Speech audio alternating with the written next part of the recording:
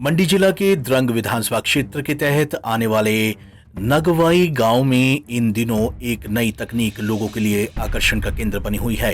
यहाँ के स्थानीय निवासी राजेश शर्मा तकनीक के सहारे अपने बने बनाए घर को उसके मौजूदा स्थान से उठाकर 120 फीट दूर ले जा रही हैं। इस कार्य के लिए राजेश शर्मा ने लुधियाना की दादा बिल्डर नामक कंपनी को 5.5 लाख रुपए में ठेका दे रखा है।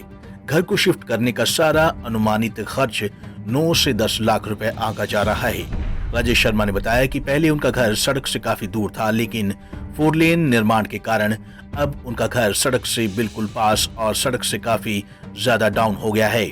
इसी के चलते उन्होंने आधुनिक तकनीक के सहारे इस मकान को दूसरे स्थान पर बदलने के बारे में सोचा। राजेश बताते कि अगर वह घर तोड़कर नया बनाते तो 30 से 35 लाख रुपए का खर्च आता और बनाने में 6 महीनों से अधिक समय लगता, जबकि इस तकनीक से वह कुछ ही दिनों में अपने मौजूदा घर को नए स्थान पर स्थापित करके रहना शुरू कर देंगे।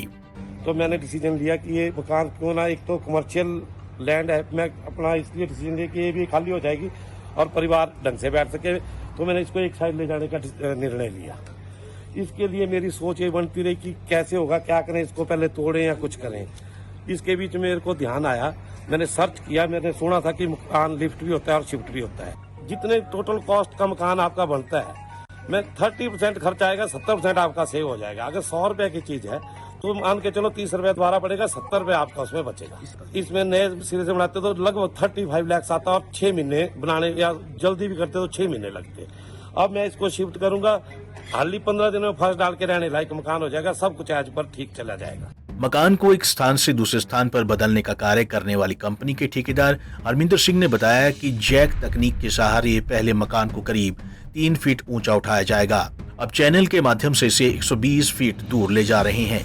उन्होंने बताया कि ये हिमाचल में उनका दूसरा प्रोजेक्ट है। इससे पहले धर्मशाला में भी इनकी कंपनी ऐसे ही एक मकान को दूसरी जगह शिफ्ट कर चुकी है।